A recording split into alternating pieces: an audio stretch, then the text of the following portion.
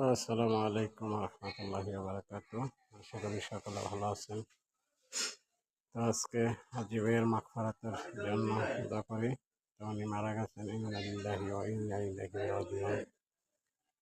তো ওনার মাগফিরাতের জন্য সবাই দোয়া করবেন। আসলে উনি একজন ভালো মানুষ ছিলেন। তো উনি অনেক ভালো মানুষ ছিলেন, বা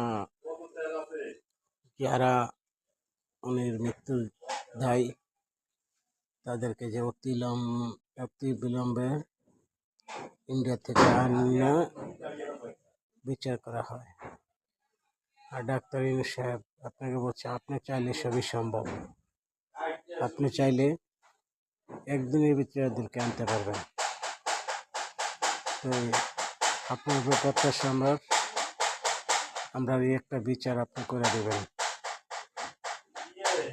হাজী ভাইয়ের বিচারটা আপনারা করবেন। আপনি নিজের মনে করে আপনি বিচারটা আপনি নিজের হাতে করবেন। ভালো থাকবেন। আল্লাহ হাফেজ। হাজী ভাইয়ের মাগফিরাতের জন্য সবাই দোয়া করবেন। আসসালামু আলাইকুম।